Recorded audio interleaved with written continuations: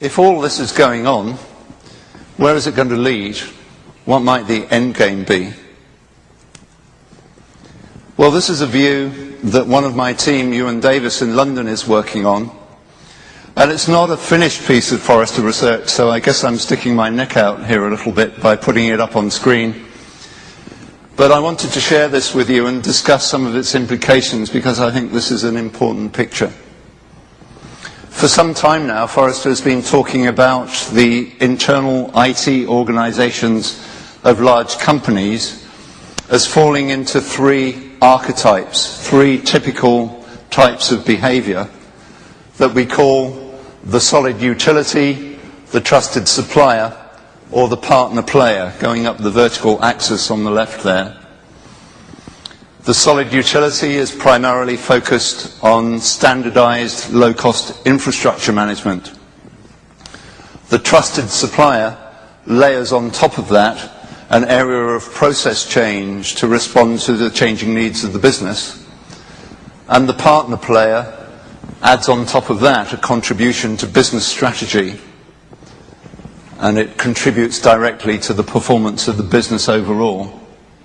We believe that those archetypes of IT organization focus and behavior are very representative of certain types of companies. But the work that Ewan Davis is doing is to suggest that there are some parallel archetypes that we can identify among vendors and service providers that we've mapped here on the screen in a similar way. Some service providers looking to deliver value to their clients mainly around low-cost standardized IT that we've called IT-centric. Some more focused on process change and software that we've called solution-centric. And some focused on business performance that we've called business-centric. And you can see that Ewan is mapping out for each of those positions for the vendors a value proposition moving from cost-conscious to quality-centered to value creation. And then some examples of the sorts of areas in which each of those types of vendor proposition will play, whether it be data center services, systems integration, or in an area of business change like delivering multi-channel banking at the right-hand side of the screen. And the vendor role also adjusts as you move from left to right, from technology provider to solution provider to business partner. Now, I don't want to linger on this picture and discuss it point by point, blow by blow. Maybe there'll be some time for us to do that over a tequila later on this evening.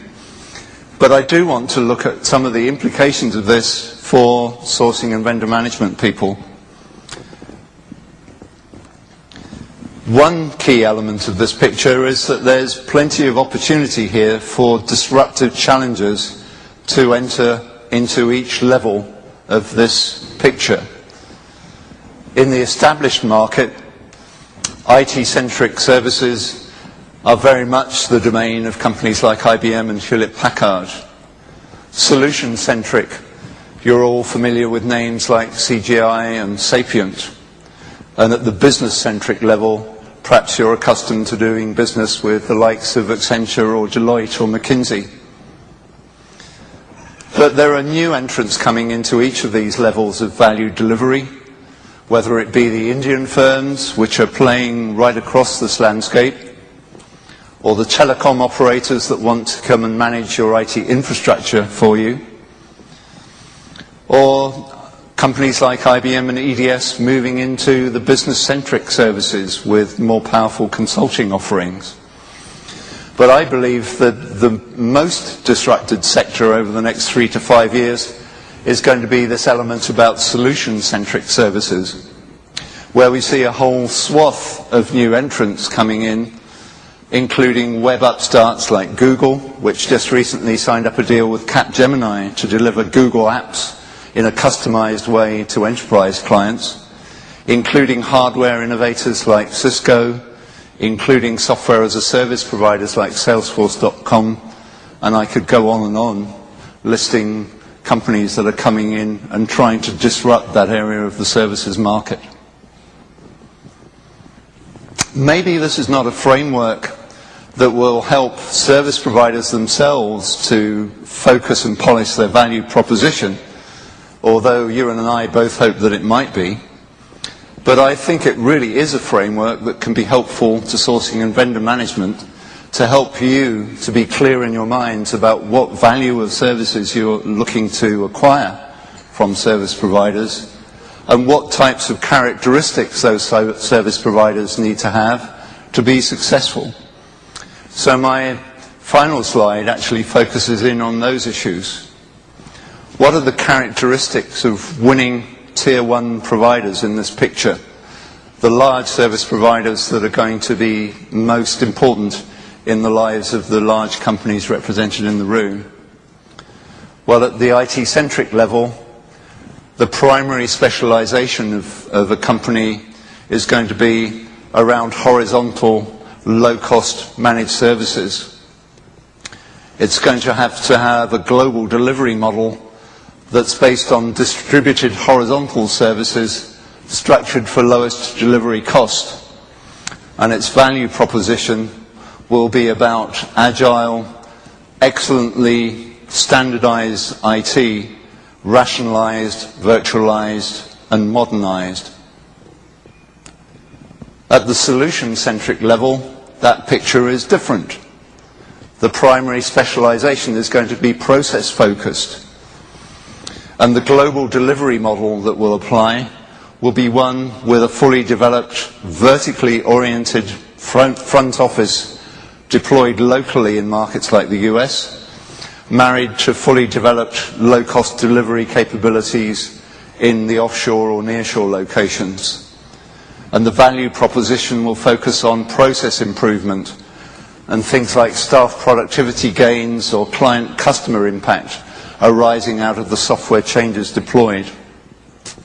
And finally, at the business-centric level, the primary specialization will be industry-focused.